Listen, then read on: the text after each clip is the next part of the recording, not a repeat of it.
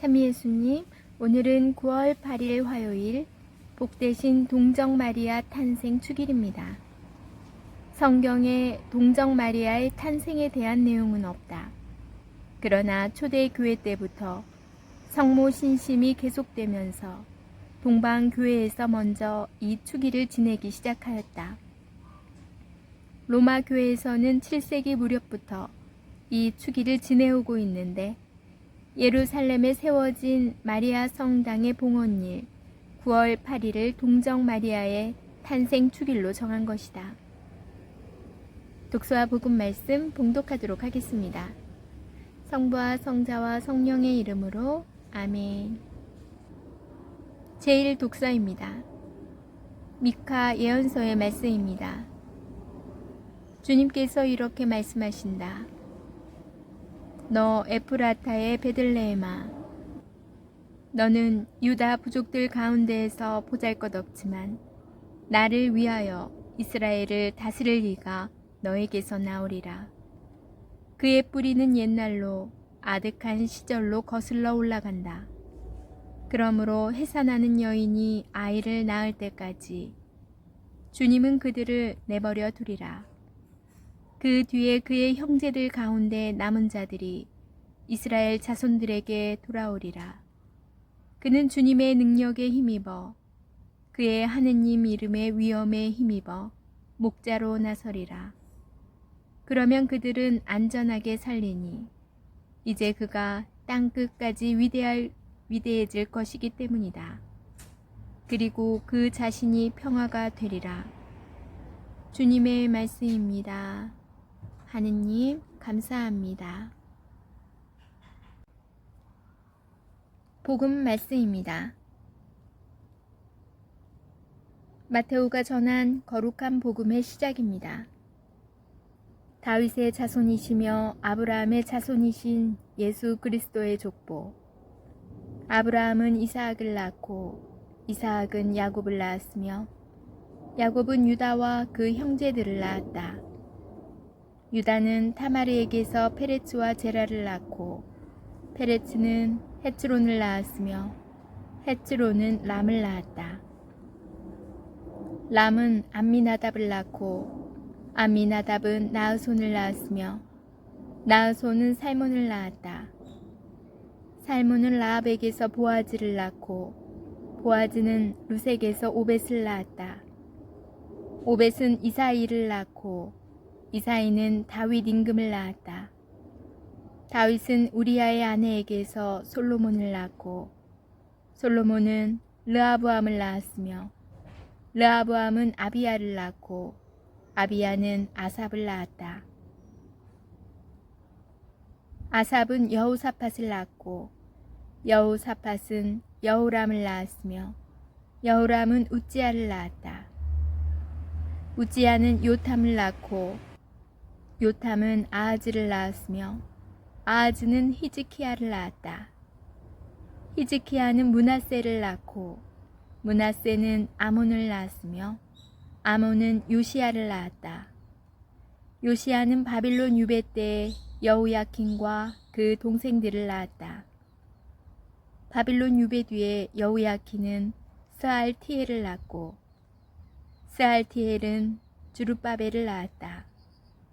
주룹바벨은 아비훗을 낳고 아비훗은 예랴킴을 낳았으며 예랴킴은 아조르를 낳았다. 아조르는 차독을 낳고 차독은 아킴을 낳았으며 아킴은 엘리훗을 낳았다. 엘리훗은 에라자르를 낳고 에라자르는 마탄을 낳았으며 마탄은 야곱을 낳았다. 야곱은 마리아의 남편 요셉을 낳았는데 마리아에게서 그리스도라고 불리는 예수님께서 태어나셨다. 예수 그리스도께서는 이렇게 탄생하셨다. 그분의 어머니 마리아가 요셉과 약혼하였는데 그들이 같이 살기 전에 마리아가 성령으로 말미암아 잉태한 사실이 드러났다. 마리아의 남편 요셉은 의로운 사람이었고 또 마리아의 일을 세상에 드러내고 싶지 않았으므로 남모르게 마리아와 파혼하기로 작정하였다. 요셉이 그렇게 하기로 생각을 굳혔을 때 꿈에 주님의 천사가 나타나 말하였다. 다윗의 자손 요셉아, 두려워하지 말고 마리아를 아내로 맞아들여라. 그 몸에 잉태된 아기는 성령으로 말미암은 것이다. 마리아가 아들을 낳으리니 그 이름을 예수라고 하여라. 그분께서 당신 백성을 죄에서 구원하실 것이다. 주님께서 예언자를 통하여 하신 말씀이 이루어지려고 이 모든 일이 일어났다. 곧 보아라, 동정녀가 잉태하여 아들을 낳으리니 그 이름을 임마누엘이라고 하리라 하신 말씀이다. 임마누엘은 번역하면 하느님께서 우리와 함께 계시다는 뜻이다. 주님의 말씀입니다. 그리스도님 찬미합니다. 잠시 묵상하겠습니다.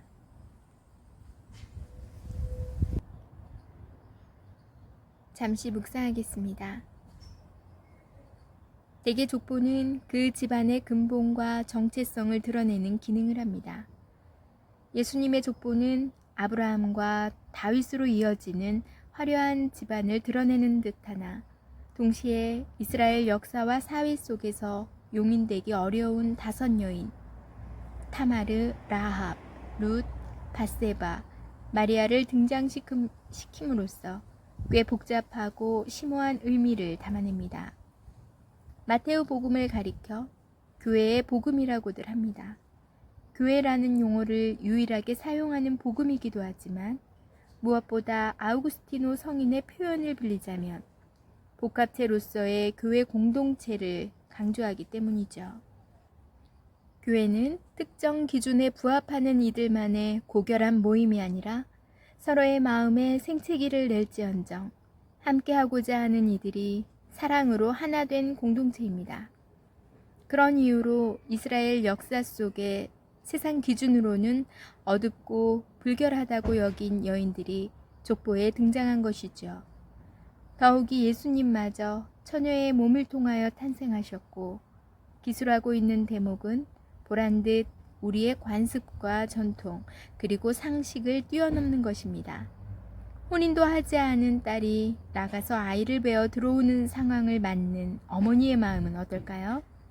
어쩌면 복음은 우리의 마음을 찢어놓고 갈라놓아 아픔마저 느끼지 못하게 하는 처절한 호소를 하고 있는지도 모릅니다. 제 아무리 법과 질서를 지키고 윤리적으로 흠이 없다 하더라도 하느님의 초대와 호소는 얼마간 제 삶을 흔들어 놓고 뒤집어 놓는 데서 시작합니다. 성모님께서는 그런 혼란 속에서 당신의 믿음을 지켜내신 분이십니다. 그분에 대한 기억과 존경은 삶의 익숙함에 대한 반성에서 시작해야 합니다. 신앙의 가장 위험한 요소는 이만하면 되었다 라는 안도감 속에 기생하고 있습니다.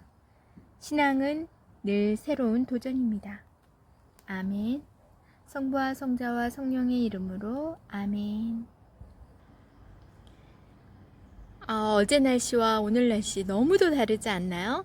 여러분, 오늘 하늘 또 아주 화창하고 너무 아름답습니다. 언제 또 이 하늘을 볼지 몰라 오늘은 하늘을 보면서 저의 묵상을 함께 나누도록 하겠습니다. 오늘 복음 말씀 괜찮으셨어요? 신자분들은 잘 모르겠지만 처음 접하시는 분들은 이게 무슨 말인가 잘 모르셨을 거예요.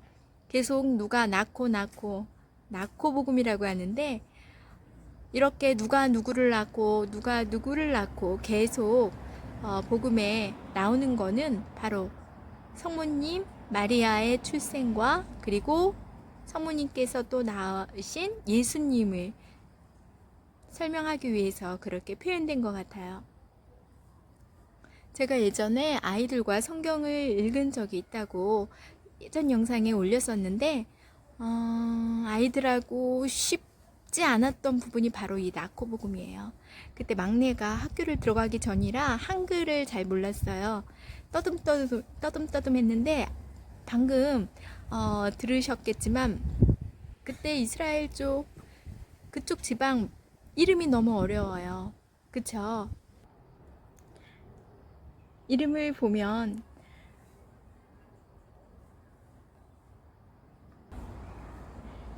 보아즈, 라합, 페레츠, 타마르, 여호사밧, 므낫셋, 주룹바벨, 아비훗.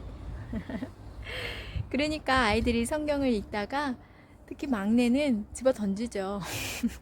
답답함에 자기 스스로 못 이겨내가지고 지금은 그 성경을 읽은 덕에 훅 한글을 확 읽어 뛰었던 것 같아요. 그래서 막 한글을 거의 막 끝날 듯 말 듯 조금만 더 하면 되는데 라는 그 정도의 아이들에게 성경을 권합니다. 성경 읽기 밤에 같이 하면 몇 번만 하면 정말 어려운 단어가 많이 들어가 있기 때문에 확 뗄 수 있어요. 어른들도 힘든 이 부분 저도 여기에서 늘 막혔던 것 같아요. 어렵기도 했고 지루하기도 했었고. 네, 이렇게 해서 예수님께서는 성모님에게서 나온 그 대대손손 그 족보를 알 수가 있었어요.